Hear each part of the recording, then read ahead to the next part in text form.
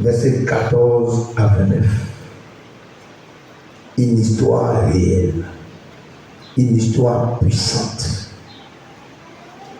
Après la transfiguration sur la haute montagne, où Jésus était en entretien avec qui?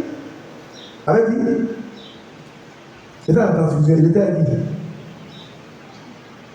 Parlez, dans la vision. Il était avec qui? Élie? Et puis qui? Oh, Moïse.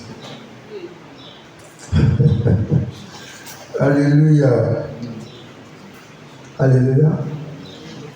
Moïse pour la loi, Élie pour les prophètes. Marc chapitre 9. C'est écrit encore en Luc et puis en Matthieu. Mais je vais prendre Marc chapitre 9. Je vais marquer.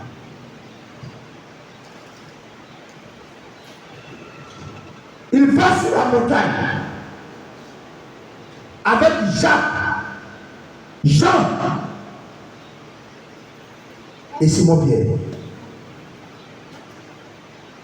Là-bas, il rencontre que Jésus a été transfiguré.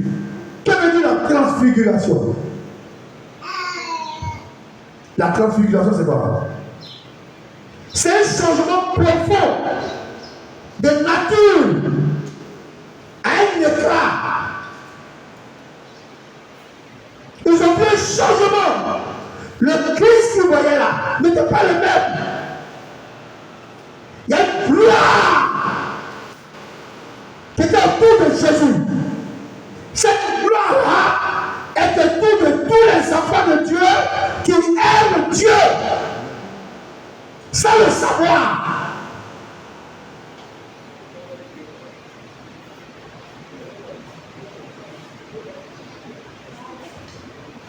Ma prière, c'est que vous trouvez ce moment-là. Amen. Où quelqu'un va te regarder, mais il ne pourra pas te fixer dans les yeux, parce qu'il y a une puissance, une gloire quand il regarde. Il ne peut pas. Comme Étienne, les gens n'ont pas pu regarder Étienne. On dit le Saint-Esprit qui était là. Les Samaritains, ils ont regardé Étienne. Ils voyaient Étienne dans la gloire. Comme Moïse, quand il est sorti de la montagne.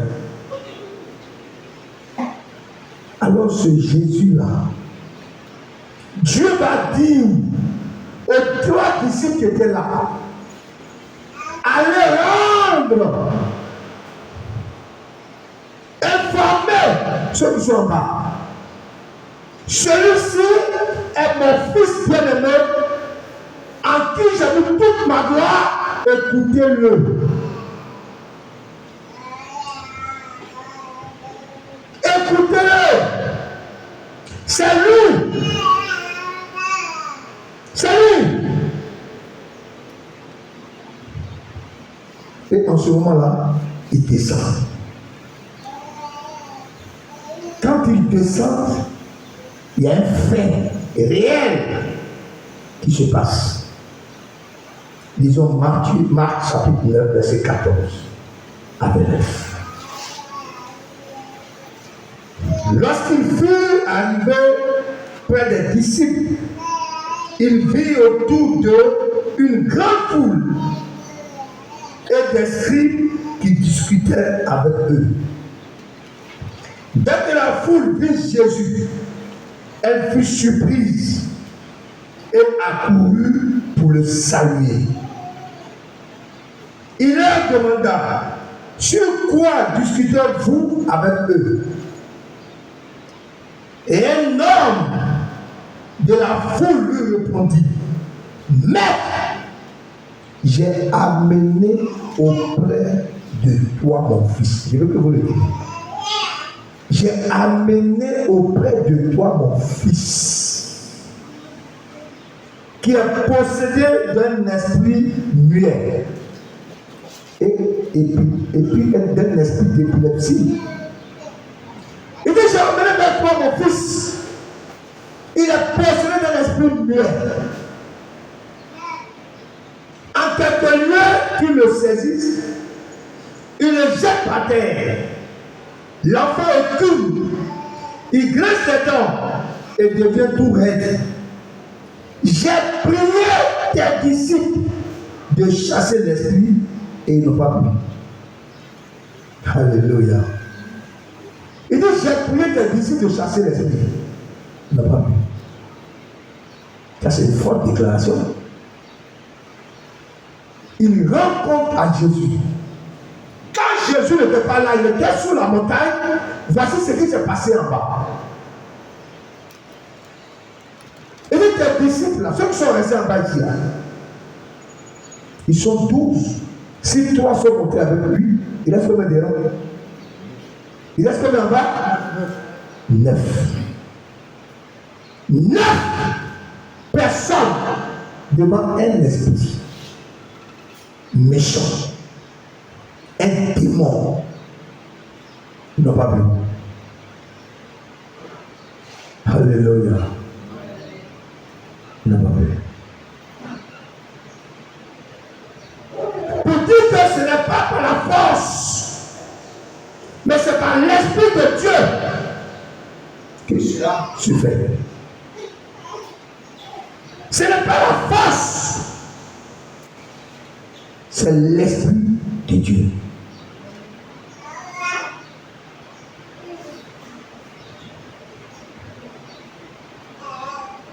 Alléluia.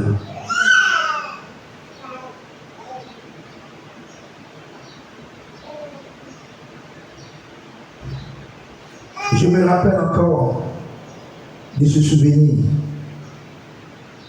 On était en séminaire quand un pasteur qui n'est plus de ce monde, qui a rejoint le Seigneur, nous disait, et ce séminaire devait être animé par le patriarche Maurice Solino. Oh, un homme, quand vous le voyez comme ça, vous avez l'impression que c'est un ange. Votre cœur vous dit ce homme est plus.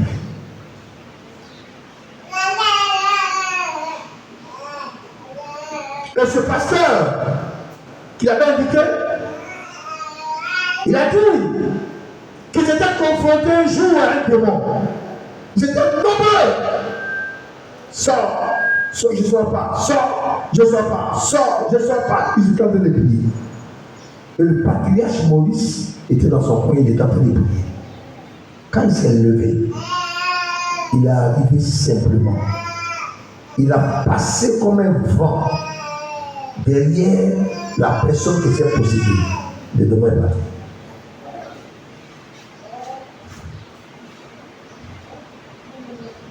Ils se sont posé la question de l'État. Comment est-ce possible? C'est par l'Esprit de Dieu.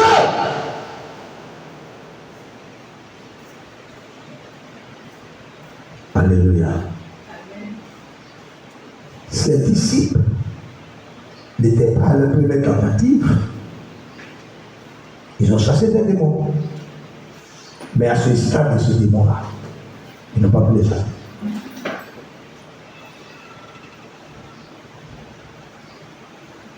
C'est normal, non? Qu'est-ce que le Père a dit? Il dit, maître,